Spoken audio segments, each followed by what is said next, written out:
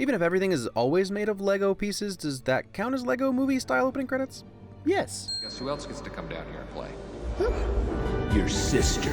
Your sister. Let's just pour some credit out for Lord and Miller taking their throwaway joke about Finn's sister at the end of the last movie and building an entire film around it. Continuity win. Batman has his pre-Batman Lego movie utility belt on. First the cake, now tacos too? More! Accurate. Older brother offers much younger sister some of his toys and she demands more. Poor Wildstyle tries to jump right back into the ending of the first movie with a little building and fighting, but we ain't in that movie anymore. Time for a new tactic, which is primarily what this movie is about. And of course she doesn't obey the laws of physics and drives right up the building. Or the laws of Lego warfare. I eat lasers. You miss me? No, I did not. Where's Batman? He's off having a separate standalone adventure. Batnet is too essential to the DCLU to join Justice Lego League. Also, Soups and Crew seem to be walking in slow motion while the crowd is at full speed. They even scratched up the Lego guy's clothing appropriately, both from 5 years of play and 5 years Thunderdoming.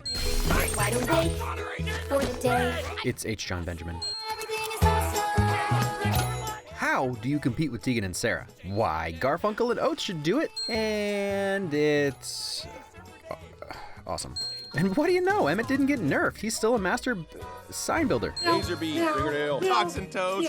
You've probably noticed, but this intro is very similar to the Lego Movie's intro with Emmett's path and everyone that he greets. And while Surfer Dave is now Chainsaw Dave, accurately, Jeff's name stays the same. Jeff. Meow. And it's totally on brand for me to be a loner with a broken heart. Already setting up Batman's arc in the movie, as well as acknowledging his side adventure in the Lego Batman movie. Just me and Alfred. Not a terse laugh. Not a huge word, but a good one to know for your CinemaWins word of the week. Another fantastic part of this intro is that we get Wildstyle's intro of Toe Cutter's gangland that's, well, very Mad Maxy. And then none of the visuals change, but the music and tone does for Emmett's perspective. Also, apparently they finally really did it. The Duplo Maniacs blew it up.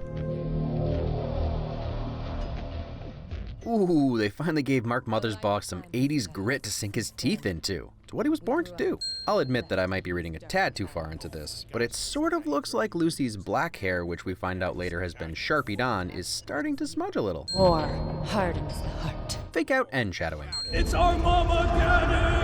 Are you sure he didn't say take the Eagles? Planty's room. Aw, of course Groot gets his own room. A double-decker porch swing. If it ain't broke, don't fix it. A construction that always brings his friends together. Sussing dinner. I gathered that I had a severe lack of Unikitty wins in the first Lego movie, so... Ha! Unikitty got a pretty killer Apocalypse Bird upgrade, and now, much like Hulk, seems to be able to control her rage.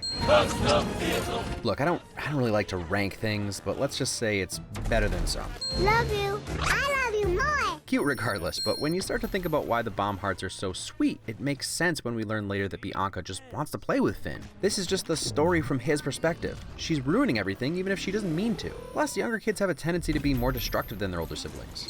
And again, she's older now, but she's not living by his universe's rules. She's doing her own thing. I'm General Mayhem. Also a good name for your little sister. It's not that I don't want to play with her, she creates just like a general aura of mayhem.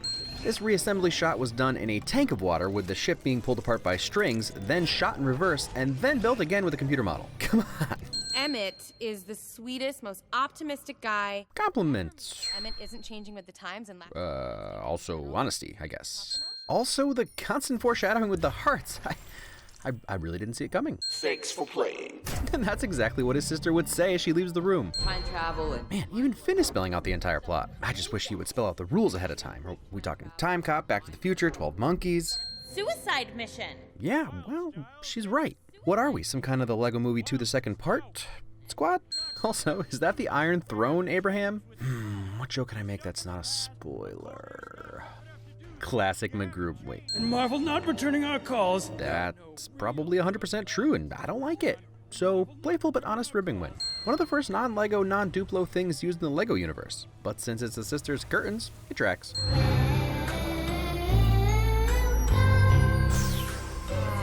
Am I the only one creeped out by this? Yeah, no, I'm sort of into it. Trust me, my plans are totally sinister. I know this is all on the nose, and y'all get it. But come on. We're in the sister system, while the siblings argue over who started it because for some reason that was all that mattered to us as kids. And now the 8-year-old is getting her words mixed up and naming her queen whatever I want to be. Can't get enough of this constant double story being told. Totally terrifying.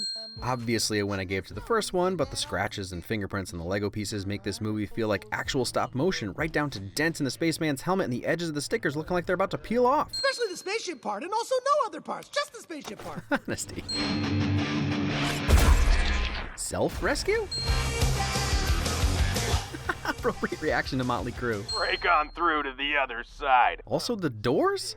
Rex is the embodiment of every cool adult thing Finn has ever experienced. I buy it. Galaxy defending archaeologist. Chris Pratt cast as Indiana Jones confirmed. Galaxy defending archaeologist. Cowboy. Raptor trainer who likes building furniture. In addition, modestly reminding us of every job he got because of the Lego movie. Star-Lord, Josh Faraday, Owen Grady, Nick Offerman's friend. Features previously hidden under baby fat. But part of me will always fondly remember him like this. Horrible.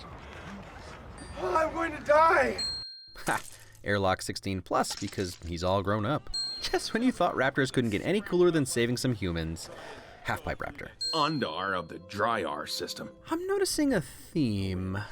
But just be thankful you avoided planet Ovar of the Boilar system. One frame of a Duplo monster that attacked Bricksburg. You're the reason I started wearing vests.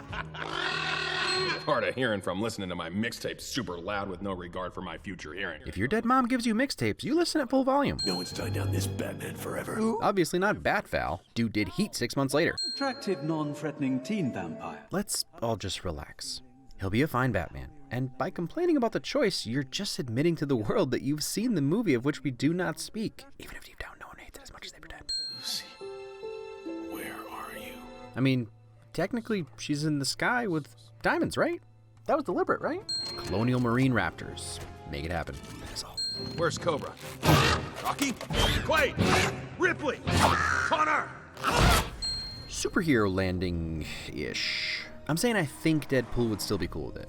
We're just all having so much fun here, and we're all friends. Again, this story works on so many levels. These are all Finn's characters interacting with each other, but Soups, Green Lantern, and Lex Luthor are all currently under Bianca's control, so they only know what she knows. I mean, you could sort of call it brainwashing, even if they are just having more fun and getting along. Oh, that slow Dutch tilt of the camera. And of course, the 8-year-old girl is going to have every version of Wonder Woman she can find. Just listen to the music and let your mind go. You get Noel Fielding, you use him to convince people to listen to his music. Noel Fielding is always a win. My leg is a piano. Astute observations. My body is worming! We did learn in the last movie, when in doubt, do the worm. Checks out. This is the second use of a 2D style platformer perspective. Always keeping it interesting. Don't worry, the song has like zero effect on me.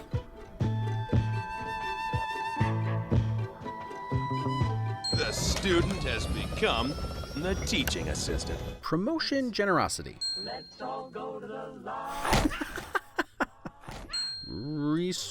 Wally resourcefulness. I'm here to save you. Double saving your bestie win. Also hugging. Oh, that float up timing. I was so worried he was just a projection of what my ego needs deep down, but no, he's real. Rex Sturden? She even knows about Bat's love for lobster thermidor. Just confused Gotham dudes or the... Ooh, you can hear the OG Elfman Burton Batman theme melody under Bat's rap. You'll change your mind. Unsubscribe. Relatable. I think we can give that a callback win. Is this furry enslavement? I'm not sure. Can we win that? Oh, looks like we can. Rextraction position. Ha! Not a fan of puns? No, puns are for idiots. And you can't wash a brain without washing the hair on top of that brain. It's basic science. Science lessons. Hey, that popular band I love and their #1 single. I'm surprised Marvel let you wield Stormbreaker. Don't mess this up. I'll even win Ben Schwartz as a banana falling downstairs. It just works. Besides, there's always money in the banana stand. It's sort of like Emmett's Mufasa moment with Rex being his reflection in the water. Don't thank me, thank yourself. Cause, yeah, you get it. Saving your sworn enemy and showing off some crazy detail on those Lego hands. The queen will change into her original form. It's just about the most heartbreaking thing I've witnessed this week. All Bianca wants to do is be like her older brother and built an entire play world around his gift to her, even if she wasn't able to play at his level when she was younger, so he ultimately banished her. We look up to you. Always have. There are so many more spaceships on this adventure. And yet not nearly enough. More honesty. And who's the bad guy? Poor Emmett actually knew the truth all along. Enemy ship! That's a negative. Love that his vision was so much more dramatized, since what he really did was just ruin Finn's sister's cake creation. Flintstone level ingenuity. Well, back to the desert of the real again. Why do we sound so different? Why do we sound so different? Thank God for Chris Pratt. He's been channeling I guess Snake Plissken this whole movie, which is ironic anyway since Ego tricked Quill, but anyway, I could totally see kids not knowing it's Chris Pratt. In fact, I'm sure plenty of adults weren't sure. Nothing but anger. But anger was the key. I find that butt anger gets me out of most jams. Checks out, well, table tennis. It's what makes time travel possible. So here's a fun thing. If you remove the flashback part of the story, I know Rex could be telling it in real time, but if you do, you come within seconds of that 15 minutes being in real time. Our mama gets in. Look, you were just in the Sistar system ruled by whatever I want to be, so roll with it. Close to childbirth. My Rudolph is always a win. You still want to go back to the Matrix when you know the truth? Yeah, man, Cypher was right. Everyone knows that. Nope. I had theater tickets tonight. You're welcome. War hardens the heart. Finally, that payoff of Emmett really getting that brood down. And a classic snappy ending. I think I finally get Radiohead. Well, just because you feel it doesn't mean it's there. Bro, you should check out Elliott Smith. You know what they say, to vanish into oblivion is easy to do. If we stick together. Ha, because Legos. This song's gonna Whoa, whoa, whoa, whoa. Did the Lego universe just rickroll us for a second time?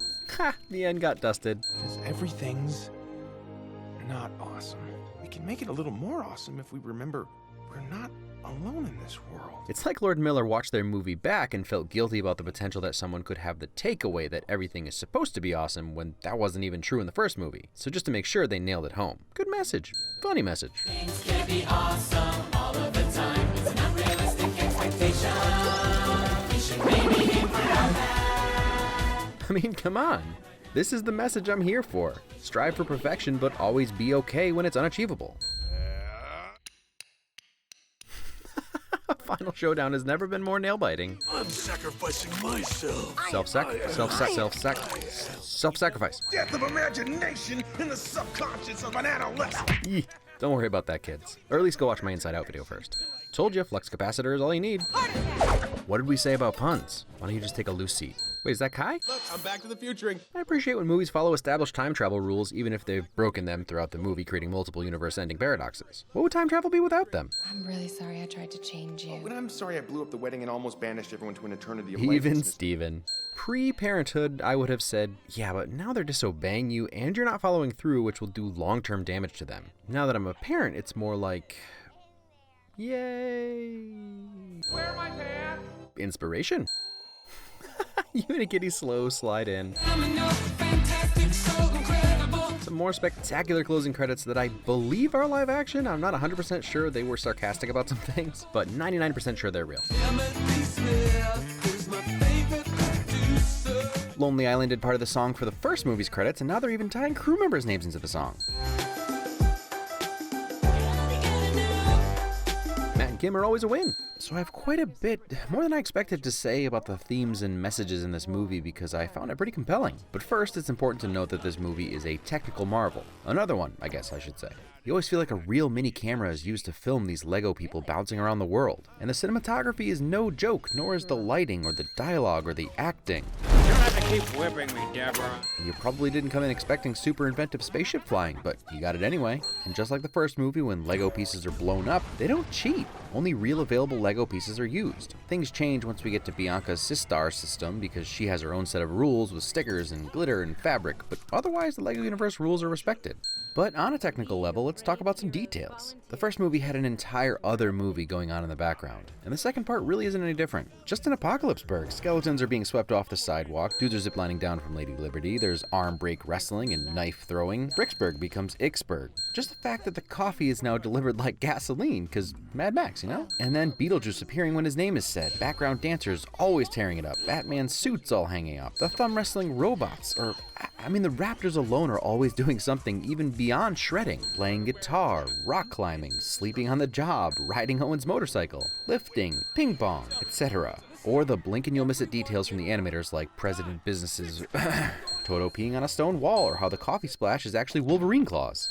Every frame is so meticulously planned and created, it's no joke. Well, except that everything is a joke. Vegetable observation. But when you cram a bunch of hilarious actors together, what do you expect? Don't touch me when I say something! Here's a backhanded compliment. Stephanie Beatriz was wasted. Rosa Diaz is freaking hilarious, and she has very few comedic moments here. Here's the compliment part. She's one of the most emotionally driving and sincere characters, which isn't something I knew was really in her wheelhouse. If I had to actually complain, I'd request more Richard Ayoade and Noel Fielding just riffing. But not really, you've got to keep these animated features tight. Okay, so on to some other stuff. The first movie, there was a reveal that the universe existed inside our world and Finn's head. They expanded on that idea by adding a second brain with Bianca. So throughout, there's this fun dynamic of figuring out whose story we're currently being told. Early on, it's easy. The Duplos are voiced by really young kids, and they act pretty much exactly like you'd expect a 3 or 4 year old to act. But the movie is really about those stories blending together, and the build towards that is really entertaining.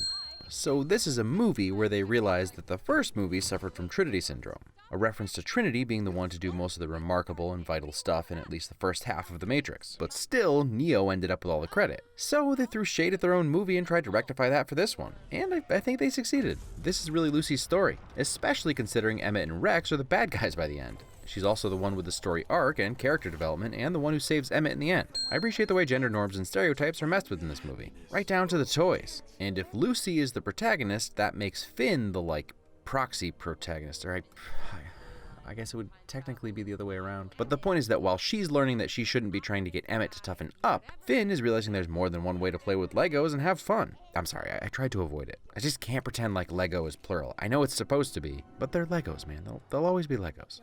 What was I saying? Right. Finn's story, and again by proxy, all the characters he controls see the Duplo invasion as a threat because that's how he perceives this world. But Bianca doesn't. She was too young to realize she was ruining Finn's playtime when they first started, and it isn't until now, 5 years later, that she came up with a great plan to sort of trick Finn into playing with her. The good guy, bad guy, aggressor, defender, yeah, the stereotypical male style of play was the only way to get Finn to engage. It's not until the end that Finn learns a blend of his play style with the stereotypical female style of play, i.e. cakes and weddings and dance parties and glitter, could actually be fun.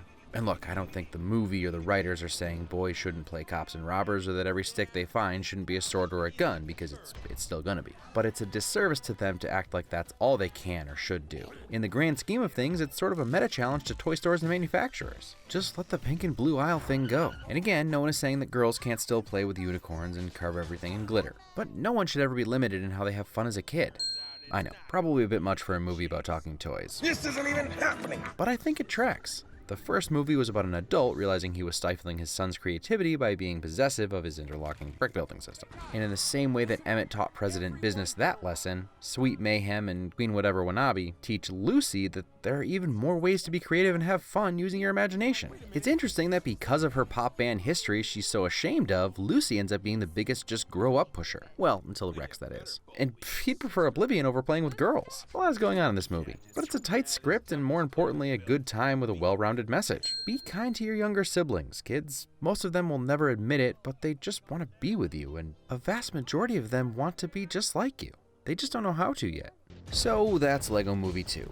I know this week was supposed to be something different, and a couple of you did guess, so here's a teaser for the rest of you. We'll definitely be getting to it next week. Willis, yeah. I spent a lot of time in air ducts. I definitely don't live up here. I have a home.